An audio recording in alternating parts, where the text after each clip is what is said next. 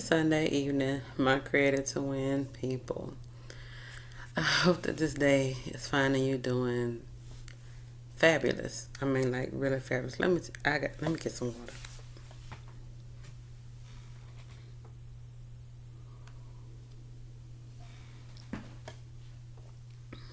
Okay.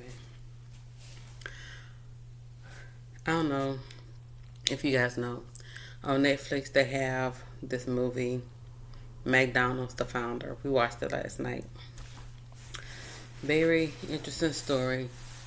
Unless you're somebody like me, I watched it. I got beyond pissed about the whole situation because the McDonald's founder, the one that they call founder, that Ray Kroc, it's so funny. I said, names do actually fit you because he was actually full of crock because of how he actually did the actual McDonald brothers. I think it's Dick and Richard. They had a great idea, and they are the original founders of McDonald's. This is their last name. It was their idea. He just came in, saw what they was doing. They what was it, Speedy Coat, all of that, the whole operation that they had of getting burgers out faster, and about the milk. I mean, they had such a great idea, and it was working for them. The only thing that they was not, well, they did try to franchise it, but I don't forgot the whole situation of why it did not work. And I'm not gonna lie, sometimes you do need other people to come in to expand your business to, another place that it would not have been without them. So the idea to franchise and think of that. Ray was a salesman. He was a very, I'm not gonna say a very good salesman because it looked like he was one of those door-to-door salesmen. He was a schemer. He was a liar. All of this, that, there, and the third. And but when it came to the McDonald's part, he was very good at it.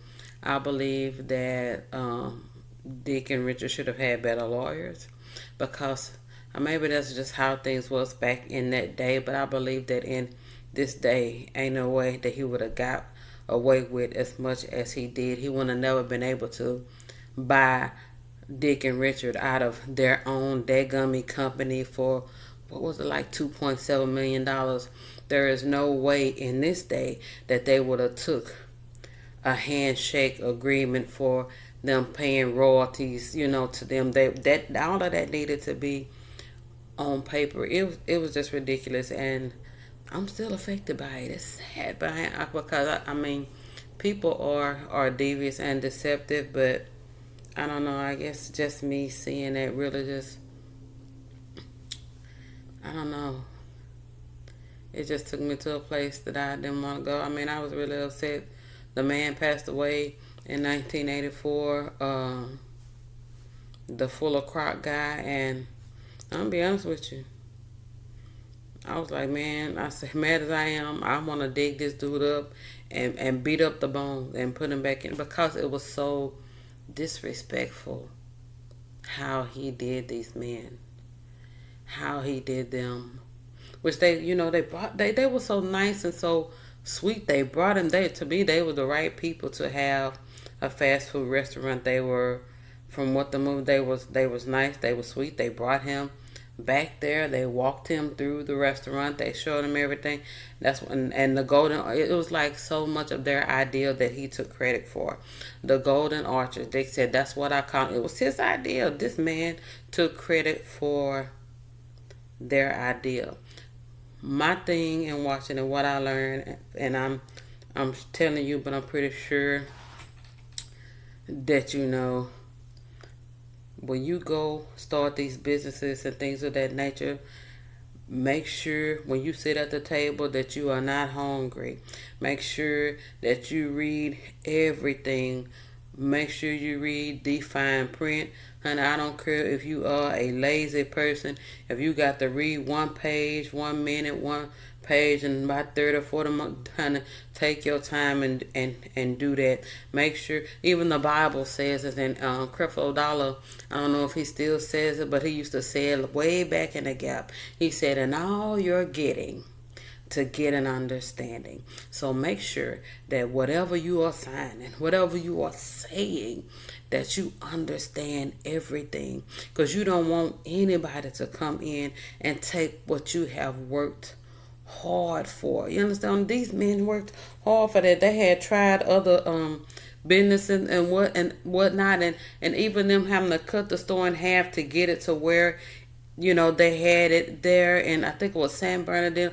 Look, I'm telling you, just go watch the movie. Go watch the movie. I pray that you don't get as upset as I did and previously am, because even in me at church, listening at the sermon, when the man talked about being hungry, he was really talking about being spiritually hungry for God, and that to the point to where you should do anything to quench that hunger. Anything meaning that you get the word of God and you read it and you let it consume you. This full of crock guy was so hungry for riches and stuff. Man, he even did his wife dirty. Told her he wanted a divorce because he wanted another one. I'm telling you, just watch the They Got Me movie. And I'm a true believer in you gonna reap what you sow.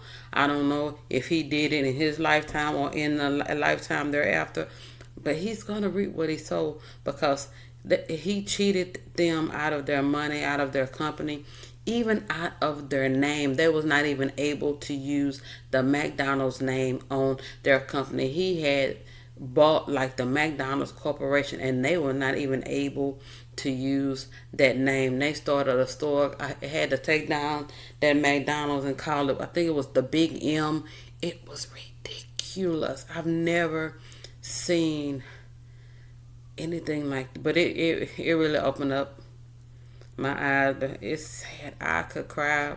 And I didn't even know these people, but it's just that it was so ridiculous how he not only robbed them, but he robbed their family, because that's what it said. I think they said like today it's like $100 million in royalties that this family could have had. So the long and short, the skinny of it or whatever is, yes, start your business, baby. You put down here you're a creator, so when I will always and forever tell you that. But also make sure that in your win that you don't allow the devil to come along and make you lose, to put you in a losing situation, because they had a contract, but he was so manipulative and bold in his stance to like they felt like they had a barrel over their head, and you got the contract. He was like, oh well, I'll have you, because he was trying to make his lawyer do whatever to make the contract null and void, but it was not able to do it, because in that contract every ideal that he had was supposed to have been ran by them first before he started a new store or anything. They gave him that to start that first. So this scallywag started 3 and 4 other franchises, but he was so smart to where the people may have owned the store, but he owned the land that the stores was. But I'm telling you, it was a mess. It was a mess. His tenacity, his aggressiveness, I guess I can say I appreciate it. But the dirt and the scheming and the lying and the demonic in him, I did not agree with. I have a problem with and still have a problem with. And I feel that anybody that is in his family that see that, which the winning part is that since the movie is out, that people get to see that the McDonald's family was robbed. I wish that it was still some kind of way where they can go back and make it right, because they owe the McDonald's family. I don't care if the McDonald's people are never able to use that name in hamburger fast food business. They owe them people that $100 million in royalty. And family, that full of Croc family, if you got any God in you whatsoever, you can afford to give that to that family and still live very nicely, because it is owed. It is owed to them. You owe them. It is your responsibility to pay them. I know that full of crock man probably rolling over in his grave if he heard me say that, even if he knew that you did. But you should make it right. You should make it right, because I'm telling you, something is going to happen that you're not going to like, because it ain't right. But baby, I'm telling you, the Lord will allow you to get in a position to be so high and then let it crash and burn. Yeah, but your family, the McDonald's family. It is extremely sad. It's extremely sad. But yeah, my lesson out of it is to pay attention to your business like you pay attention to your children. You want to let anybody come along and babysit your children. Don't let anybody come along and babysit your own business.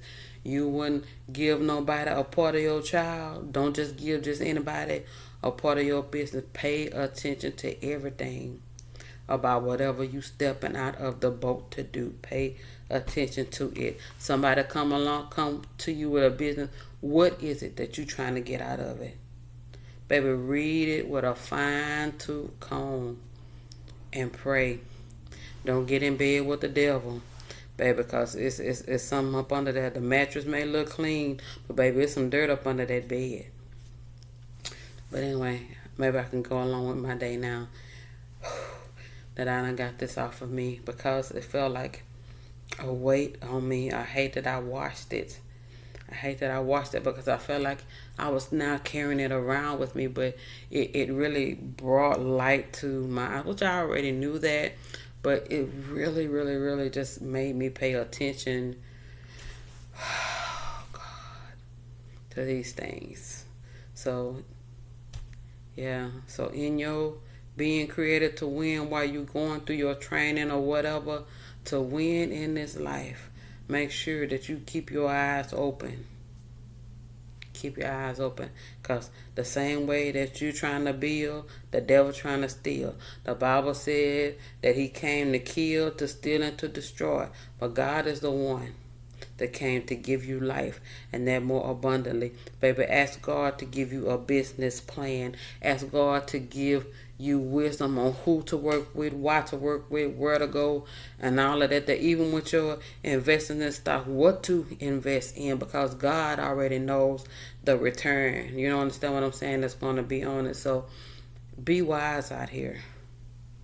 Be wise. Be vigilant, because the devil is going as a lion, seeking whom he may devour. Don't get devoured. Don't get devoured. And Full of Crock family, y'all owe that McDonald's family. And I hope that you don't never have rest until you make it right. Rest of y'all, have a great, fantastic day.